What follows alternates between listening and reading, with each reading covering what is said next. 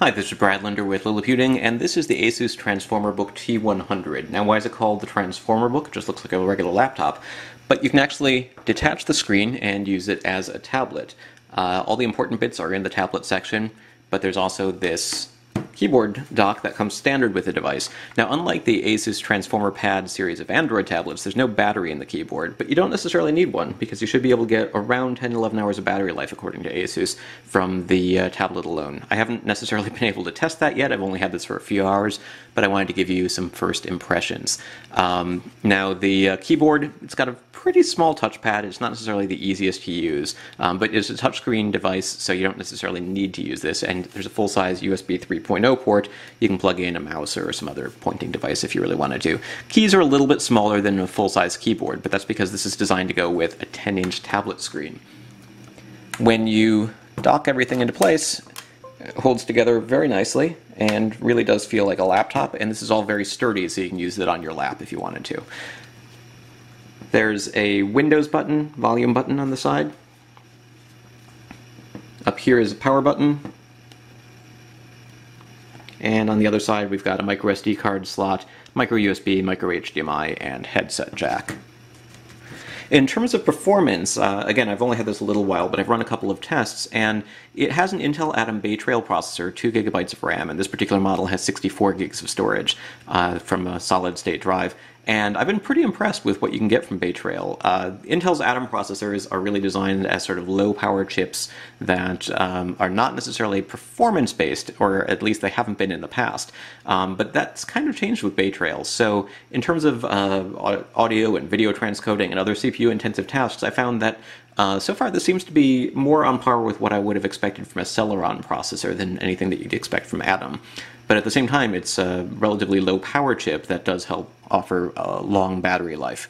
One of the things that's interesting about this is it actually charges from a micro USB port. You'll notice I didn't point out any power adapter jacks on the side.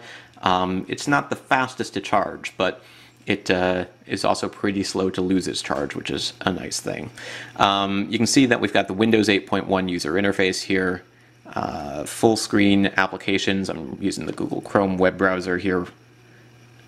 It's got a nice touch-friendly user interface, and it's pretty snappy in terms of scrolling, loading pages, and so forth. And I can also switch and use it as a desktop-style application.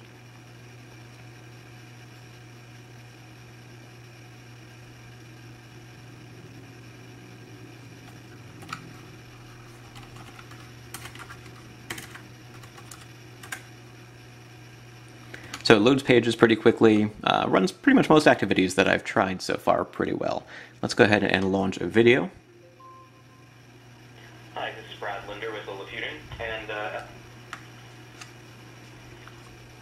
So videos play nicely. I'm going to just go ahead and launch Handbrake here. I'm actually not planning to encode a video. Just wanted to sort of show you that we've got full desktop applications, 1366 by 768 pixel display, and actually in the background right now it's still installing Microsoft Office. It comes with a license key for Office Home and Student 2013, and in another 11% it'll be finished installing it, and we can take a look and see how that works. Other applications I've tried, the Windows 8 version, or Windows 8.1 version of the Amazon Kindle application works pretty well for reading ebooks, and you can see that the viewing angles on the screen pretty good.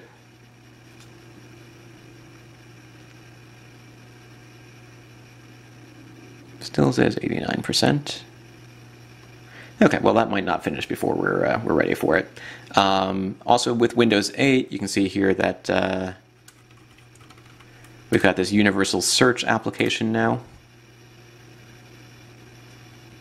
So we've got on the side here access to change screen brightness or turn on and off audio brightness and other settings that are on my computer. But then on this side we've actually got web results. So it takes a little getting used to the fact that you're basically using the same search box for web results and local results, but once you do get used to it, it's not so bad. Now that's interesting that if we pull up the on-screen keyboard, even though we're plugged into a keyboard here, that doesn't happen, I don't think, when you're in desktop mode. No, it does. So there we go. As soon as you start typing, it goes away. So Windows 8, sort of gets a lot of criticism for having this schizophrenic user interface where it's sort of touch and keyboard and mouse input. But in terms of what you can do with a device that has a touch screen and then an optional keyboard, it works pretty well together, I'd say. So I'm not sure, again, that we're going to actually finish installing Office. So I won't check that out in this video, but stay tuned. We'll have a full review of Windows 8.1 running on the Asus Transformer Book T100 coming up relatively soon at Liliputing. And we're going to have a little cameo by my cat Lainey here, who just wants to say hi. Say hi, Lainey. She's been sort of invading in the background here for the last few minutes, and now she's going to go check out the window. Anyways, while Lainey passes her judgment, like I said, it's a little too early to pass judgment, but in terms of design, small keyboard, small touchpad, good touch responsiveness, nice display, and pretty impressive performance. Now that's going to be true of many new Windows 8 devices with Bay Trail processors, but one of the things that really makes this guy special is the fact that it comes with, or it sells for just $350 and up. Now the $350 model has 32 gigs of storage. If you think you might need more than that, if you're planning to use it for games or watching lots of movies or listening to a lot of music or other things, you're going to want to maybe invest in the model that has 64 gigs of storage. But there is also that micro SD card slot if you need more storage space. Okay, well, apparently somebody wants me to stop this video, so I'm going to do that now. Stay tuned to liliputing.com for more details about the Asus Transformer Book T100. This is Brad Linder and Lainey.